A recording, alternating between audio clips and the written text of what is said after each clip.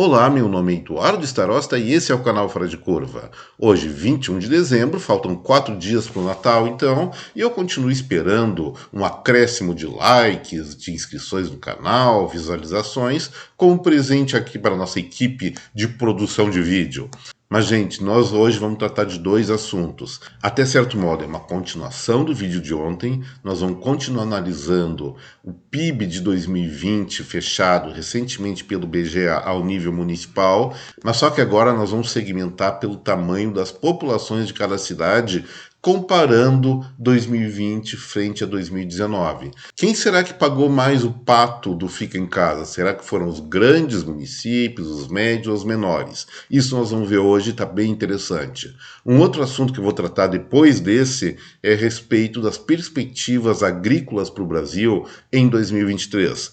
Temos sim grandes desafios pela frente, isso agora está referendado pelo grande ex-ministro e talvez o melhor especialista em agronegócio do Brasil, o Roberto Rodrigues. Eu fico entre ele e o Francisco Turra, que também é excelente, entende muito do agronegócio. Mas esse é o segundo assunto. Vamos tratar então dos municípios do nosso Brasilzinho aqui, como que eles reagiram economicamente frente ao Fica em Casa, frente à pandemia. E olha só que interessante essa planilha que eu vou compartilhar com vocês para vocês me ajudarem a degustá-la. Esse quadro, gente, ele mede o quanto variou o PIB entre 2019 e 2020 em valores reais, isso é, descontado a inflação, por porte de municípios. Nós fizemos aí 6 segmentações. O que eu chamo de megalópole, ou seja, cidades com mais de 1 milhão de habitantes, com toda a sua muvuca interna. Depois vem grandes municípios entre 500 mil e 999 mil habitantes. Abaixo um pouquinho, cidades de tamanho médio, entre 100 mil e 499 mil pessoas morando lá. Depois médio pequeno, entre 50 mil e 99 mil. Pequenas entre 10 mil e 50 mil, 49,9 mil, para ter uma certa rigidez estatística, e as menores que são inferiores a 10 mil habitantes. O que aconteceu, gente? Primeira coisa que eu destacaria nesse quadro aí é a terceira coluna da tabela, ou seja, a agregação da população de todos esses grupos de município. Por exemplo, cidades com mais de 1 milhão de habitantes contavam em 2020 com 46 milhões e 400 mil pessoas. Já entre 500 mil e 999 mil habitantes, um pouquinho mais de 21 milhões.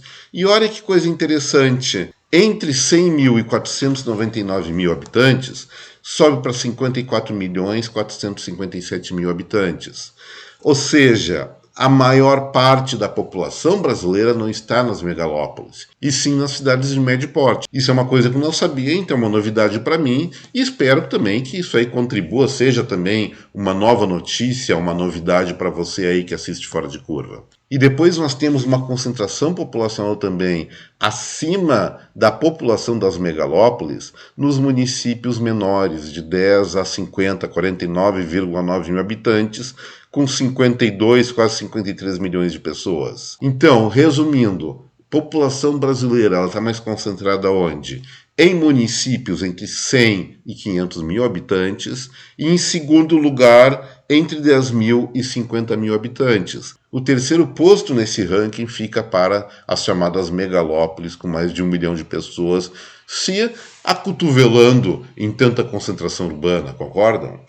Essa é a primeira novidade que eu tenho hoje para vocês, pelo menos para mim, como eu falei antes. E quanto ao PIB desses municípios em 2020? Evidentemente, as maiores cidades do Brasil concentram as maiores empresas, especialmente na área financeira e de serviços, então vai concentrar a maior parte da riqueza nacional. Cidades com mais de 1 milhão de habitantes têm um PIB, ou tinham um PIB em 2020 de 2,16 trilhão de reais.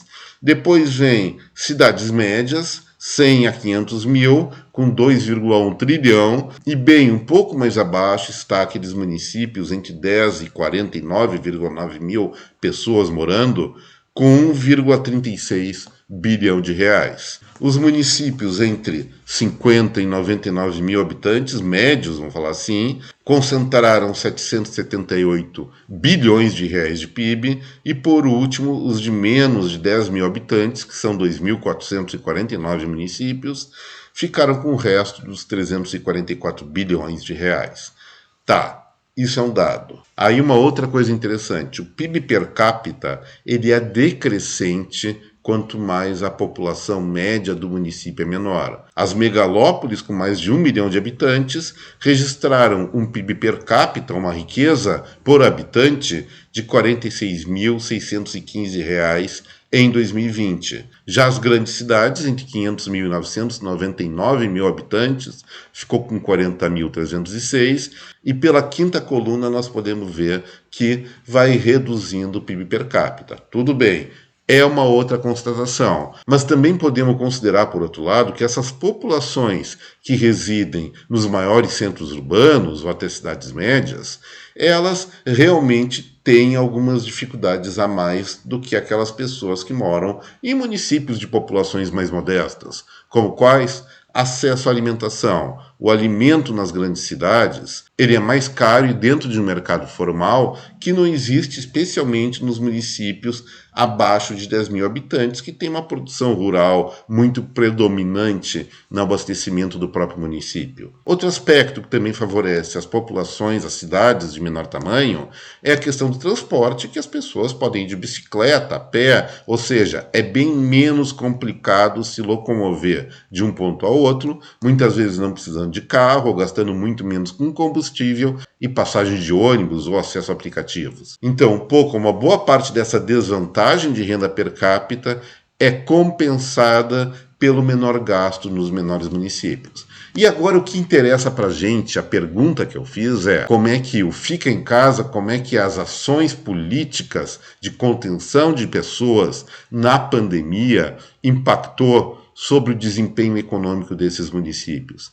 E olha que interessante, é bem coerente, pessoal. Quanto maior a população, maior também é o fiasco da economia municipal. Olha só, as cidades com mais de 1 milhão de habitantes registraram, em média, uma queda de 7,15% da sua riqueza entre 2019 e 2020. Já os municípios entre 500 e 999 mil habitantes ficaram com uma recessão também muito pesada de 6,83%. Cidades médias entre 100 e 500 mil já foi um pouco mais modesta a queda do PIB de 1,04%, e municípios de menor porte, ou seja, abaixo de 100 mil habitantes, registraram interessantes crescimentos econômicos. E quanto menor a população municipal, maior o crescimento econômico. Olha só, entre 59 e 99 mil habitantes, houve uma alta do PIB no ano retrasado de 3,97%, praticamente 4%, seguido por entre 10 mil e 50 mil habitantes, já um resultado bastante, diremos assim, poupudo, de 5,88%, e finalizando com aquelas cidadezinhas em tese mais pobres, com menos recursos, que tiveram nesse período uma alta do seu PIB média de 10,22%, superando um crescimento chinês. Por que aconteceu isso, gente? Em primeiro lugar, a contenção ao isolamento social ele foi mais adotado ou obedecido nas grandes metrópoles e nas cidades de maior porte. Então, realmente, essas pessoas que tiveram a ficar mais contidas nas suas casas ou apartamentos, a sociedade envolvida nessa política sofreu mais.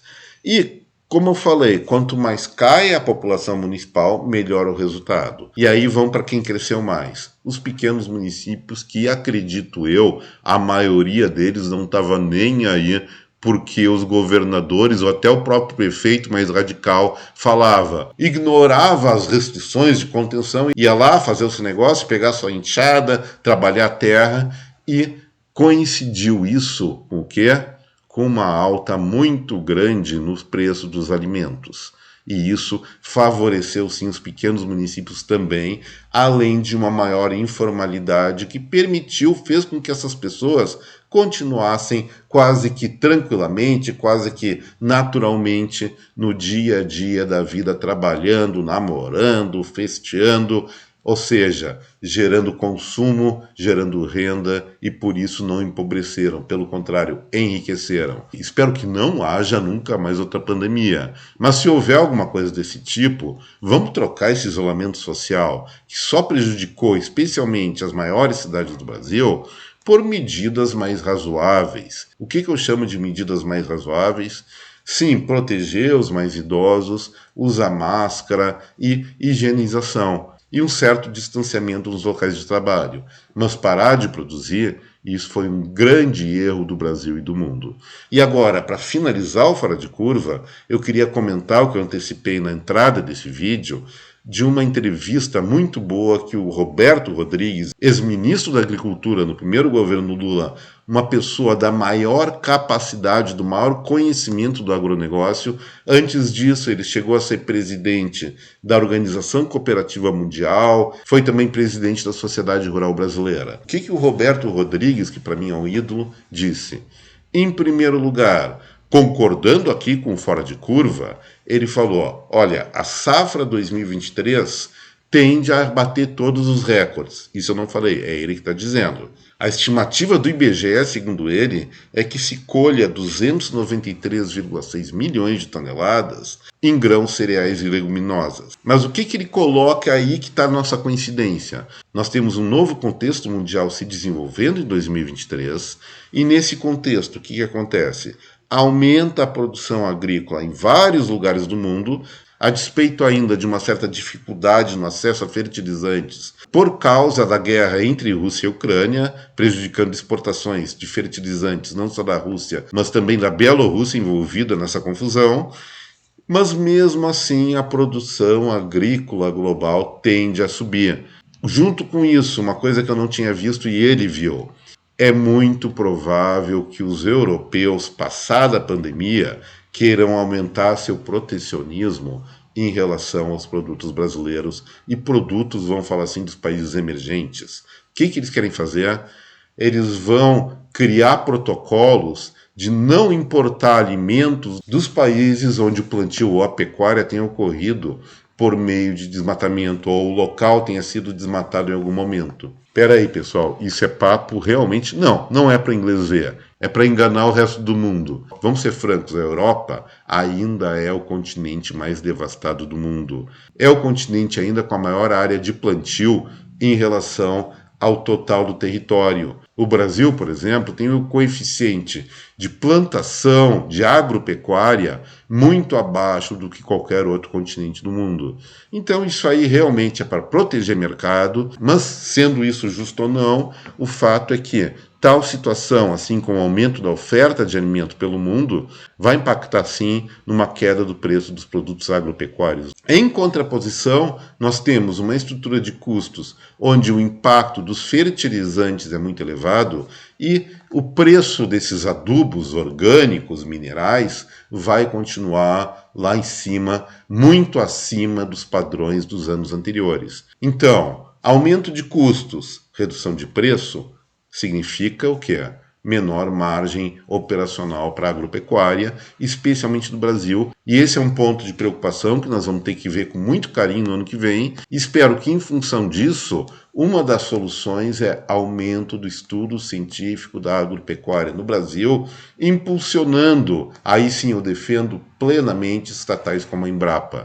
Tem que investir na Embrapa, tem que investir nas EMATERs estaduais, porque isso gera uma forte alavancagem de mais de 4 mil municípios extremamente dependentes da agropecuária e, como nós estamos vendo nos últimos anos, esse é o setor mais dinâmico da economia brasileira. Temos, então, dificuldade nesse ponto agropecuária em 2023. Espero, sinceramente, que esse problema seja superado. É um problema estrutural que vai ter que ser enfrentado. E com isso, gente, mas antes, pedindo para você novamente, deixe seu like, inscreva-se aqui no canal e compartilhe esse vídeo. Então agora finalizando de verdade o Fora de Curva, eu deixo a cada um de vocês um forte abraço. Até breve, gente. Tchau.